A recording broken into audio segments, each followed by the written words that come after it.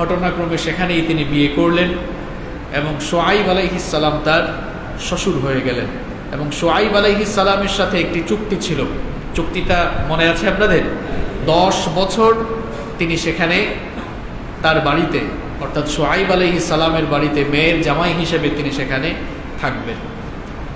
এই চুক্তির মেয়াদ যখন শেষ হয়ে গেল, চুক্তির মেয়াদ শেষ হয়ে যাওয়ার পর মুসা আলাইহিস সালামের শ্বশুর শুআইব আলাইহিস সালাম তার জামাইকে, তার মেয়ের জামাইকে তিনি গিফট হিসাবে, হাদিয়া হিসাবে একটি পশুর পাল দিলেন। এবং মুসা আলাইহিস সালামের তখন 2টি পুত্র সন্তান হয়ে গিয়েছে।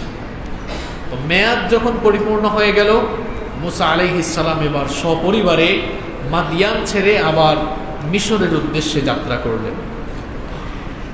চুক্তির মেয়াদ শেষ হওয়ার পর সাইয়েদনা মুসা আলাইহিস সালাম তিনি যখন সপরিবারে মিশরের উদ্দেশ্যে যাত্রা করলেন, পথ চলতে চলতে মিশর সীমান্তে সিনাই পর্বতমালার তুর পাহাড়ের পাদদেশে তিনি যখন পৌঁছালেন, তখন কোন কোন বর্ণনা এসেছে তার স্ত্রীর প্রসব বেদনা শুরু হয়ে গেল। আবার কোন কোন বর্ণনা এসেছে অন্ধকার এবং প্রচন্ড ঠান্ডা কুয়াশার কারণে তিনি পথ হারিয়ে ফেলেছিলেন। এই জন্য তিনি আগুন সংগ্রহ করার জন্য চেষ্টা করছিলেন। পাথরে পাথরে ঘর্ষণ করে আগুন জ্বালাবার চেষ্টা করে তিনি ব্যর্থ হলেন। এদিক সেদিক ছুটাছুটি করে আগুন সংগ্রহের জন্য প্রচেষ্টা করে তিনি যখন ব্যর্থ হলেন, এরপরে ঘটনা কি ঘটলো রব্বুল আলামিন কোরআনুল কারীমের 28 নম্বর সূরা সূরাতুল কাসাসের 29 নম্বর আয়াতে বলে দিলেন, ফালাম্মা ক্বাদা মূসাল আজালা ওয়া সারা বিআহলিহি আনাসা মিন জানিবিত তুরি নারা। রব্বুল আলামিন বলছেন, মূসা যখন মেয়াদ পরিপূর্ণ করলেন আর সপরিবারে যখন মিশরের উদ্দেশ্যে যাত্রা করলেন, তুর পাহাড়ে পৌঁছানোর পরে সেখানে তিনি আগুন দেখতে পেলেন। হঠাৎ করে তিনি যখন আগুন দেখলেন, তখন তিনি তার পরিবারের লোকদেরকে বলেছিলেন, ক্বালা লিআহলিহিম কুসু ইন্নী আনাসতু নারা লাআল্লি আতিকুম মিনহা বিখবারিন আও জাযওয়াতিন মিনান নারি লাআল্লাকুম তাসতালুন। মুসা আলাইহিস সালাম তার পরিবারের লোকদেরকে বললেন, আমি অনতি দূরে আগুন লক্ষ্য করছি, তোমরা এখানে অবস্থান করো, দেখি আমি সেখান থেকে কোনো খবর সংগ্রহ করতে পারি কিনা, অথবা সেখান থেকে আমি কোনো আগুন নিয়ে আসতে পারি কিনা, যাতে তোমরা আগুন পোহাতে পারো, যাতে তোমরা আগুন নির্বাহ করে শীত নিবারণ করতে পারো। একটু অপেক্ষা করো, দেখি আমি আগুন নিয়ে আসতে পারি কিনা। সাইয়েদনা মুসা আলাইহিস সালাম আগুন সংগ্রহের জন্য সেই আগুনের কাছে যখন পৌঁছালেন, ঘটনা তখন কি ঘটলো দেখেন। ফালাম্মা আতাহা নুদিয়া ইয়া মুসা ইন্নী আনা রাব্বুকা ফাখলা'না আলাইকা ইন্নাকা বিল ওয়াদিল মুকাদ্দাসি তুওয়া। মুসা আলাইহিস সালাম যখন সেই আগুনের কাছে পৌঁছালেন, গায়েব থেকে আওয়াজ আসলো, অদৃশ্য থেকে আওয়াজ আসলো। রব্বুল আলামিন তখন বললেন, হে মুসা, এটা আগুন নয়, আনা রব্বুক, আমি হচ্ছি তোমার রব। জুতা খুলো, তার কারণ হলো তুমি পবিত্র তুয়া উপত্যকায় তোমার রবের সামনে চলে এসেছো। এরপরে রব্বুল আলামিন মুসা আলাইহিস সালামের সাথে কথা বলা শুরু করলেন। সেদিন থেকেই মুসা আলাইহিস সালাম কালিমুল্লাহ হয়ে গেলেন, কারণ তিনি আল্লাহর সঙ্গে কথা বলেছিলেন। আল্লাহ তাআলা তার নবী মুসা আলাইহিস সালামকে তখন বললেন, ওয়া আনা ইখতারতুকা ফাসতামি' লিমা ইউহা ইন্নানি আনা আল্লাহ লা ইলাহা ইল্লা আনা ফা'বুদনি ওয়া আকিমিস সালাতা লিযিকরি। আল্লাহ তাআলা বললেন, হে মুসা, আমি তোমাকে এখানে নিয়ে এসেছি আর আমি তোমাকে নবী হিসাবে ঘোষণা করছি, আমি তোমাকে নবী হিসাবে সিলেক্ট করছি, আমি তোমার নবুয়ত ঘোষণা করছি। সুবহানাল্লাহ। সুতরাং আমি এখন তোমার প্রতি ওহী নাজিল করছি যা ওহী নাযিল করছি তা ভালো করে শুনে নাও। ইন্নানি আনাল্লাহ, নিশ্চয়ই আমি তোমার রব আল্লাহ। লা ইলাহা ইল্লা আনা ফা'বুদনি, আমি ছাড়া আর কোনো ইলাহ নাই, সুতরাং আমার ইবাদত করো। ওয়া আকিমিস সালাতা লিযিকরি, আর আমার শরণার্থে তুমি সালাত কায়েম করো। এরপরে আল্লাহ তাআলা মুসা আলাইহিস সালামের কাছে কিছু ওহী নাযিল করলেন এবং তাকে নবী হিসাবে সেদিন থেকে স্বীকৃতি দিলেন। তার নবী হিসাবে আল্লাহ তাআলা তাকে মনোনীত করলেন। নবী হিসাবে মনোনীত করার পর আল্লাহ তাআলা মুসা আলাইহিস সালামকে বললেন, তুমি এখন যদি তোমাকে নবী হিসাবে উপস্থাপন করো, নবী হিসাবে ঘোষণা করে দাওয়াত দাও, তাহলে অনেকেই নবুয়তের প্রমাণ জানতে চাইবে। এই জন্য আমি তোমাকে মুআজিজাও দান করছি। নবী হিসাবে ঘোষণা দেওয়ার পাশাপাশি আমি তোমাকে মুআজিজাও দান করছি। রব্বুল আলামিন মুসা আলাইহিস সালামকে তখন দুটি মুআজিজা দান করলেন। মুসা আলাইহিস সালামের হাতে একটি লাঠি ছিল। রব্বুল আলামিন তখন মুসা আলাইহিস সালামকে জিজ্ঞেস করলেন, ওয়ামা তিলকা বিয়ামিনিকা ইয়া মুসা, মুসা তোমার হাতে এটা কি? আল্লাহ কি জানেন না এটা কি? কথা বলেন না কেন, জানেন কি না? আল্লাহ জানেন। এরপরও আল্লাহ প্রশ্ন করেছেন মুসা আলাইহিস সালামের জবাব থেকেই বের করার জন্য। আর মুসা আলাইহিস সালামকে আল্লাহ তাআলা মুআজিজা নিজের চোখে দেখাবার জন্য আল্লাহ প্রশ্ন করছেন, মুসা তোমার হাতে এটা কি? প্রশ্নটা বড় না ছোট? আল্লাহ তাআলা খুব সংক্ষিপ্ত প্রশ্ন করলেন, কিন্তু মুসা আলাইহিস সালাম জবাব দেওয়ার সময় বিস্তারিতভাবে জবাব দিলেন। তিনি তখন বললেন, ক্বালা হিয়া আসায়া আতাওয়াক্কাউ আলাইহা ওয়া আহুশশু বিহা আলা গনামি ওয়া লিয়া ফিহা মাআরিব উখরা। তিনি বললেন, হে আমার রব, এটি হচ্ছে আমার হাতের লাঠি, আমি এর উপরে ভর করে চলি এবং এই লাঠি দিয়ে আমি গাছের পাতা ঝরিয়ে আমার পশুপালের জন্য খাবার সংগ্রহ করি। বিস্তারিত বর্ণনা দিলেন। আল্লাহ তাআলা তখন বললেন, এই লাঠির তো বিস্তারিত বর্ণনা দেওয়ার দরকার নাই। ক্বালা আলকিহা ইয়া মূসা, আল্লাহ তাআলা বললেন, হে মূসা তোমার এই হাতের লাঠি তুমি মাটিতে নিক্ষেপ করো, তোমার হাতের এই লাঠি তুমি মাটিতে ফেলে দাও। ফাআলকাহা ফাইদা হিয়া হাইয়াতুন তাসআ। মুসা আলাইহিস সালাম এবার হাতের লাঠি যখন মাটিতে ফেলে দিলেন, সঙ্গে সঙ্গেই সেটা এক বিরাট সাপ হয়ে গেল। আল্লাহু আকবার। আমি আপনি হাত থেকে লাঠি ফেললে সাপ হওয়া তো দূরের কথা, অন্য কিছু হবে, কিন্তু মুসা আলাইহিস সালাম হাতের লাঠি ফেললেন এবং সেটা সঙ্গে সঙ্গে কি হয়ে গেল?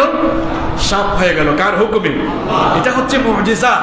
মুআজিজা ইটস অ্যান অ্যারাবিক ওয়ার্ড, এটা আরবি শব্দ, এর বাংলা অর্থ হচ্ছে অক্ষমকারী বিষয়।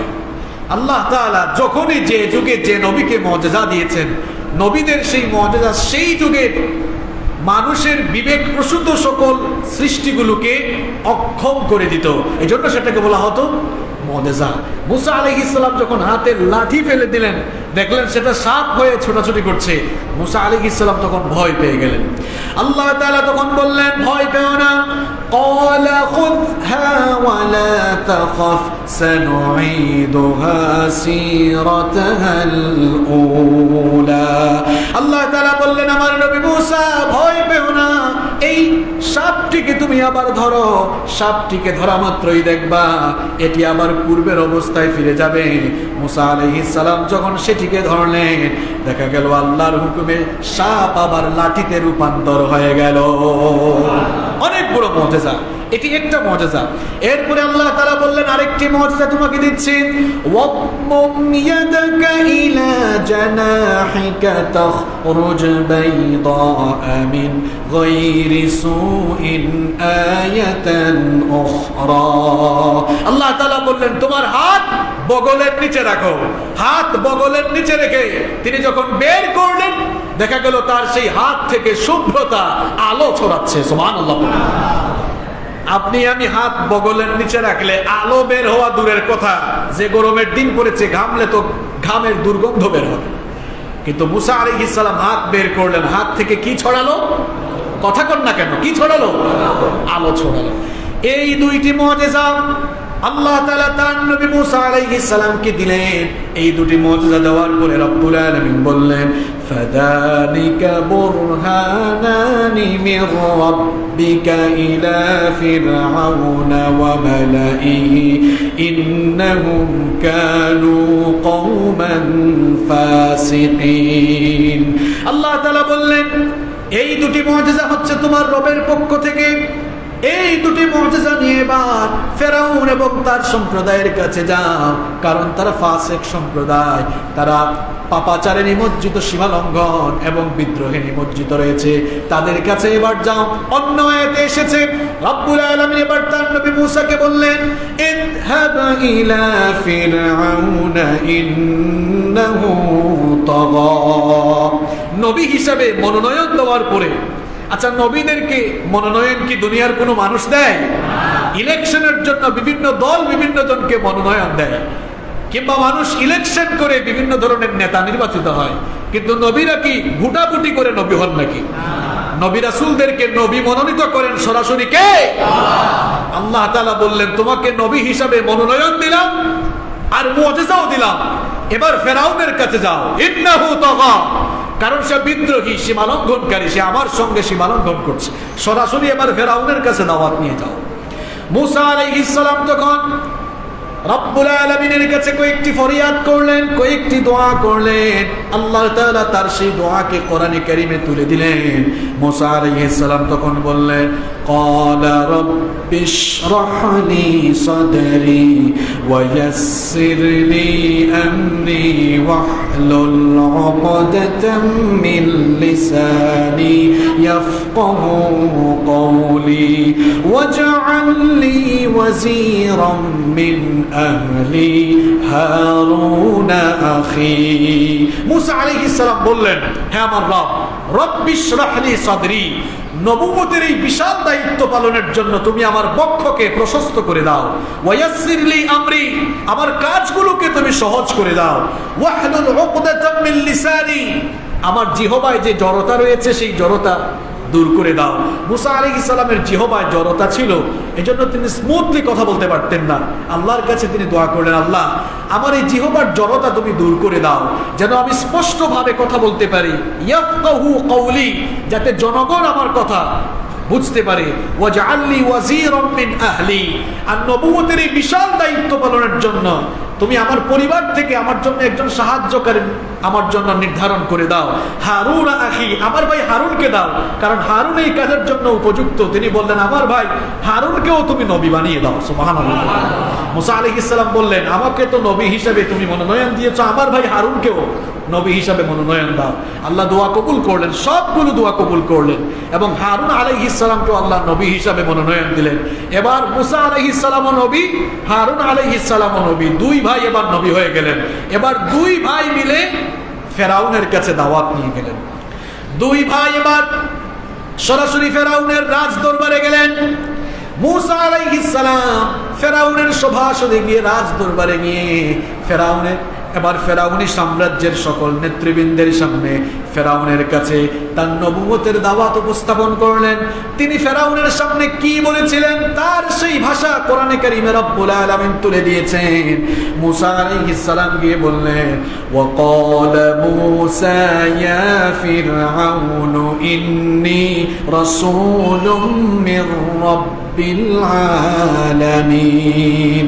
মূসা আলাইহিস সালাম গিয়ে বললেন, হে ফিরআউন, তুমি যাকে দেখছো এটা আগের মূসা না, তোমার সামনে যাকে দেখছো এটা আগের মূসা না। এই মূসা হচ্ছে রাসূলুম মির রাব্বিল আলামিন, বিশ্ব জগতের প্রতিপালক সেই মহান রবের কাছ থেকে এই মূসা নবী হিসাবে প্রেরিত হয়েছে।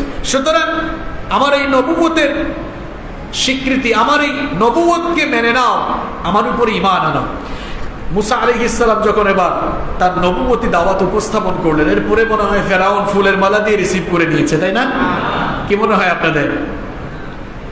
ফেরাউন তখন বলল, মূসা এতদিন তো ছিল না, এত বছর কোন জায়গায় ছিল জানি না, হঠাৎ করে এসে তুমি আবার তোমাকে নবী বলে দাবি করছো, রসুল বলে দাবি করছো, তোমার কি মাথা খারাপ হয়ে গেল নাকি? কারণ আমরা তো বাল্যকালে তোমাকে দেখেছি, তুমি আমার রাজদরবারে রাজকীয় ব্যবস্থাপনায় বড় হয়েছে। সুতরাং আমাদের মতোই একজন মানুষ আবার হঠাৎ করে নবী রাসূল হয়ে যায় কেমনে? আর আমার এই নির্বাচনী এলাকায়, আমার নিজের শাসিত এই দেশে তুমি আমার কোন রবের দাওয়াত দাও? কারণ এখানেই তো গোটা মিশরে আমি রব, আমি খোদা, সবাই আমাকে খোদা মনে করে।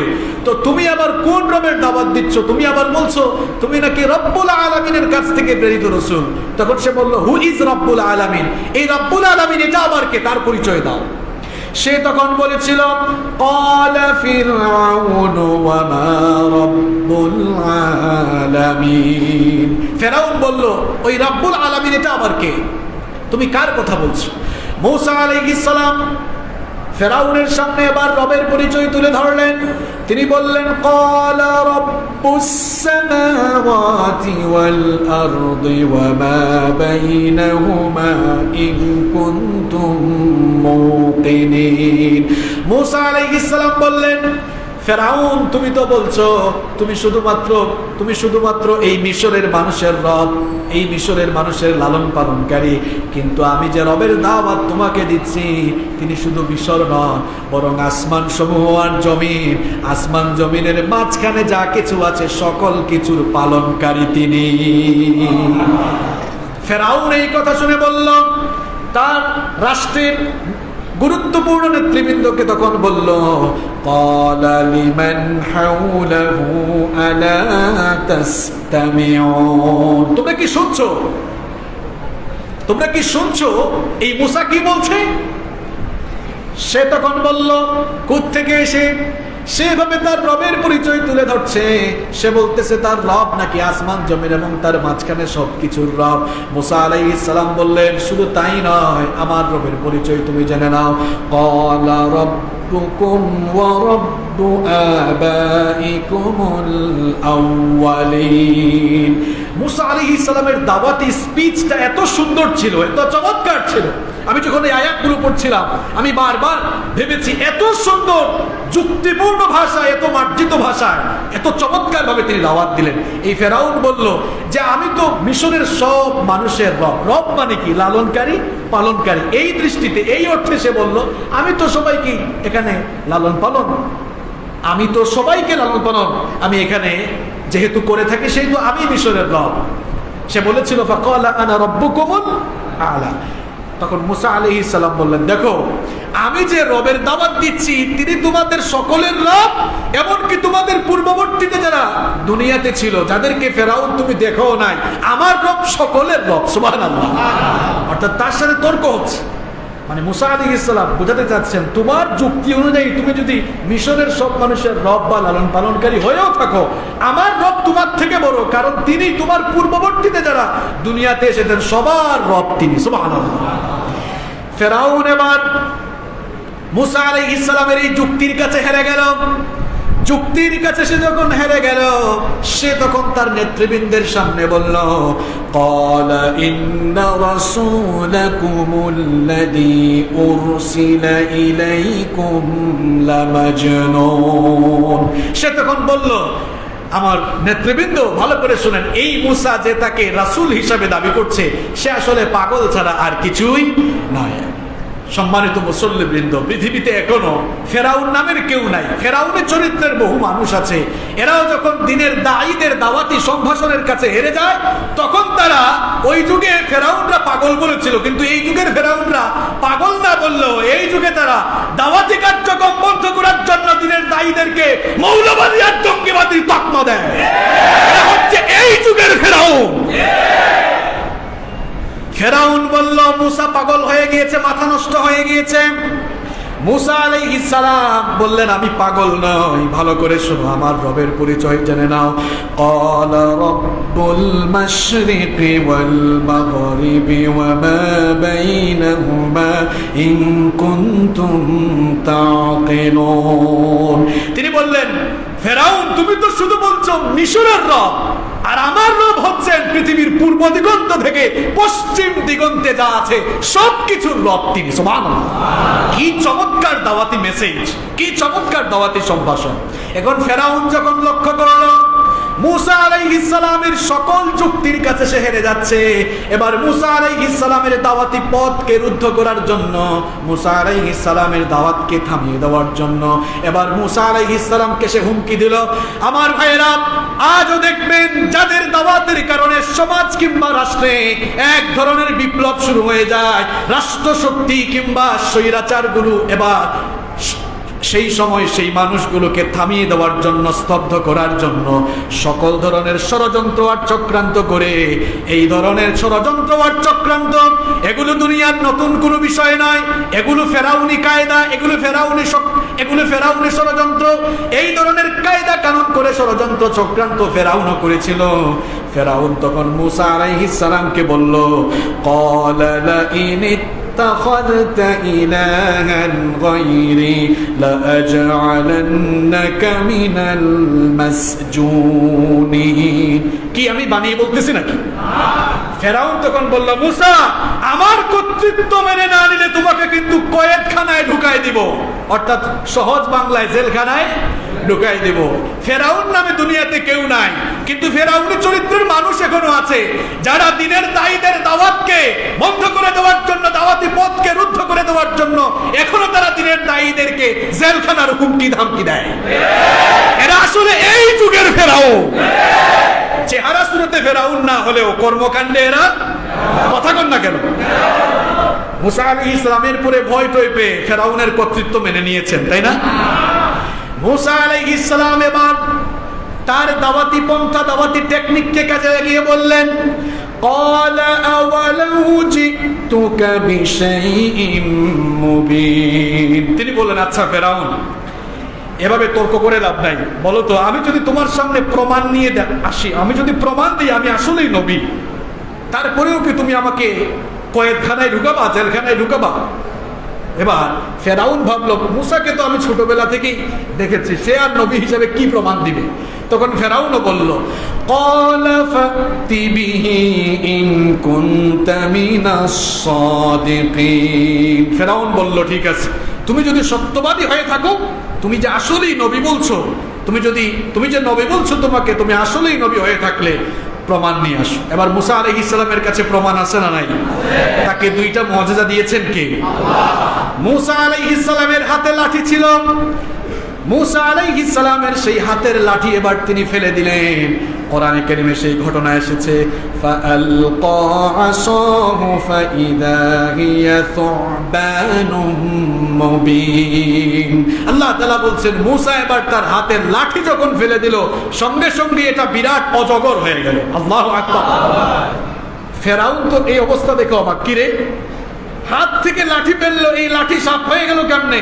বিরাট সাইজের একটা অজগর হয়ে গেল। এবার ফেরাউন ভয় পেয়ে গেল। মুসা আলাইহিস সালামের কাছে আরো একটা মুআজিজা আছে না নাই? তিনি ওই মুআজিজাটাও দেখালেন। কোরআনে কারীম বলছে, ওয়া নাযাআ ইয়াদাহু ফাইদা হিয়া বাইদাউ লিন-নাযিরিন। তিনি তার হাত বগলের নিচে রেখে বের করলেন। এবার তার সভাসদে উপস্থিত সবাই দেখলো তার হাত থেকে আলো বিচ্ছুরিত হচ্ছে। সুবহানাল্লাহ। এই দুইটা মুআজিজা দেখার পর সবাই যখন অবাক হয়ে গেল, সবাই বলাবলি করছে, হায় হায়, মুসা কি সত্যিকার অর্থেই তাহলে নবী হয়ে গেল নাকি? এখন ফেরাউন এই কর্মকাণ্ড দেখার পর সেও সঙ্গে সঙ্গেই একটা কুটচাল, একটা ষড়যন্ত্র তৈরি করল। সে তখন বলল, قال للملأ حوله إن هذا لساحر عليم। সে তার ক্যাবিনেট মিনিস্টার যারা ছিল, তার রাষ্ট্রের গুরুত্বপূর্ণ নেতৃবৃন্দকে বলল, উপস্থিত নেতৃবৃন্দকে বলল যে, নেতৃবৃন্দ, আপনারা মুসার এই কর্মকাণ্ডে প্ররোচিত হবেন না। ইন্না হাদা লাসাহিরুন আলিম। সে অনেক বিজ্ঞ, অনেক বড় মাপের জাদুকর। দেখেছেন অবস্থা? সে অনেক বড় মাপের জাদুকর। মুসা আসলে আমাদেরকে জাদু দেখিয়েছে। সে এই জাদুর মাধ্যমে কি করতে চায় শুনেন। ফেরাউন তার নেতৃবৃন্দকে বলল, ইউরিদু আন ইউখরিজাকুম মিন আরদিকুম বিসিহরিহি ফামাযা তা'মুরুন। সে আসলে তার এই জাদুর মাধ্যমে আমাদের সবাইকে এই দেশ থেকে বিতাড়িত করতে চায়। ফামাযা তা'মুরুন, তাহলে মূসার ব্যাপারে আমাদের সিদ্ধান্ত কি হওয়া উচিত? ফেরাউন এবার নেতৃবৃন্দের কাছে পরামর্শ চাইল। নেতৃবৃন্দ এবার ফেরাউনকে পরামর্শ দিল, ক্বালু আরজিহ ওয়া আখাহু ওয়াবআথ ফিল মাদাইনি হাশিরিন ইয়াতুকা বিকুল্লি সাহহারিন আলিম। ফেরাউনের সভাসদের নেতৃবৃন্দ বলল, মূসা এবং তার ভাই হারুনকে কিছু সময়ের জন্য অবকাশ দিন, আর এই সময়ে ফেরাউন আপনি কিছু লোক দিয়ে আপনার এই সাম্রাজ্যের, আপনার রাষ্ট্রের সকল বিজ্ঞ জাদুকরদেরকে এখানে সংগ্রহ করেন, কারণ আমাদের কাছেও তো বিজ্ঞ জাদুকর আছে। আমাদের জাদুকররা মূসার এই জাদুর মোকাবেলা করতে সক্ষম হবে। ফেরাউন এবার তার নেতৃবৃন্দের পরামর্শ মোতাবেক তার রাষ্ট্রের সকল বিজ্ঞ জাদুকরদেরকে একত্রিত করলো। এরপরে ঘটনা কি ঘটলো কোরআনে কারিমে সেই ঘটনা এসেছে, ফাজুমিআস সাহারাতু লিমিকাতি ইয়াউমিন মা'লুম ওয়া ক্বিলা লিন-নাসি হাল আনতুম মুজতামিউন লা'আল্লানা নাত্তাবি'ুস সাহারাতা ইন কানু হুমুল গালিবিন। আল্লাহ তাআলা বলছেন, ফেরাউন এবার তার রাজ্যে সমস্ত বিজ্ঞ জাদুকরদেরকে একত্রিত করলো, আর মানুষদেরকে জানিয়ে দেওয়া হলো যে জাদুকররা আসতেছে, সব জাদুকররা মূসার জাদুর মোকাবেলা করবে, সবাই এসে সমবেত হও এই চিত্র দেখার জন্য। আমরা আমাদের বিজ্ঞ জাদুকরদেরকে অনুসরণ করব। জাদুকররা যখন একত্রিত হলো, জাদুকররা আসার পরেই ফেরাউনকে তারা জিজ্ঞেস করলো, ফালাম্মা জাআস সাহারাতু ক্বালু লিফিরআউনা আইন্না লানা লাআজরান ইন কুন্না নাহনুল গালিবিন। জাদুকররা বলল, ফেরাউন, আমরা যদি মূসাকে পরাজিত করতে পারি তাহলে আমাদের জন্য কি কোনো পুরস্কার আছে নাকি? রাষ্ট্রের পক্ষ থেকে গুরুত্বপূর্ণ কোনো পুরস্কার আছে নাকি? ফেরাউন তখন বলল, ক্বালা নাআম ওয়া ইন্নাকুম ইদাল লামিনাল মুকাররাবিন। ফেরাউন বলল, অবশ্যই আছে, তোমরা যদি মূসাকে পরাজিত করতে পারো তাহলে তোমরা আমার খুব কাছের লোক হতে পারবা, আমার একেবারে ঘনিষ্ঠ সহচর হওয়ার সুযোগ থাকবে। যখন সমস্ত জাদুকরেরা একত্রিত হল, মূসা আলাইহিস সালাম এবার জাদুকরদেরকে বললেন, ক্বালা লাহুম মূসা আলকু মা আনতুম মুলকুন। মূসা আলাইহিস সালাম বললেন, তোমরা কি জাদু দেখাতে চাও দেখাও, তোমরা যদি কিছু নিক্ষেপ করতে চাও নিক্ষেপ করো, অসুবিধা নেই। জাদুকরেরা তখন কি করলো দেখেন, فألقوا حبالهم وعصيهم وقالوا بعزة فرعون إنا لنحن الغالبون। তখন জাদুকররা তাদের হাতে কিছু রশি ছিল, রশি দড়ি আর কি, দড়ি, ওই দড়ি আর লাঠি তারা ফেলার পরে মূসা আলাইহিস সালাম লক্ষ্য করলেন জাদুর প্রভাবে এগুলো নড়াচড়া করছে, আর উপস্থিত মানুষরা সেগুলোকে সাপ হিসাবেই বিবেচনা করছে। মূসা আলাইহিস সালাম দেখে কি এগুলো দেখে ভয় পেয়ে গিয়েছেন? কারণ মূসা আলাইহিস সালামকে তখন ওহী নাযিল করে এর পরবর্তী করণীয় কি হবে জানিয়ে দিয়েছেন কে? আল্লাহ তাআলা বললেন, ওগো আমার নবী মূসা, এই জাদুকরদের এই জাদু দেখে তুমি চিন্তিত হয়ো না, তোমার হাতে যে লাঠি আছে সেই হাতের লাঠিটা এবার তুমিও ফেলে দাও। ফাআলকা মূসা আসাহু ফাইদা হিয়া তালকাফু মা ইয়াফিকুন। আল্লাহ তাআলা বললেন, তুমিও তোমার হাতের লাঠি ফেলো।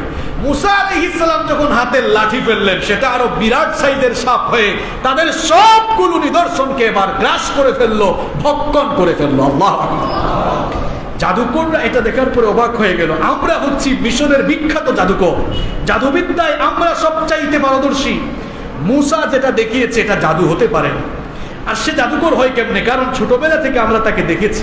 কোনোদিন কোনো জাদুকরের কাছে গিয়ে তাকে জাদুবিদ্যা শিখতে দেখি নাই।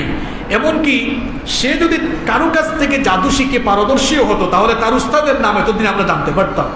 আর সে যেটা দেখিয়েছে এটা তো জাদু হতে পারে না, তার পরিবারেরও কেউ জাদুকর নয়। সুতরাং জাদুকররা বুঝতে পারলো আমাদের মতো এত বিখ্যাত জাদুকর, জাদুবিদ্যার একেবারে চূড়ান্ত বিদ্যা আমাদের কাছে আছে। আমাদের এই জাদুকে মুসার এই নিদর্শন হারিয়ে দিয়েছে, নিশ্চয়ই এটা জাদু নয়, এর পেছনে অলৌকিক একজন সত্তা, শক্তিমত্তা কাজ করছে। এটা যখন তারা বুঝতে পারল, জাদুকররা এবার উপস্থিত সবার সামনে ঈমানের ঘোষণা দিল। তারা তখন ফাউলকিয়াস সাহারাতু সাজিদিনা ক্বালু আমান্না বিরাব্বিল আলামিন।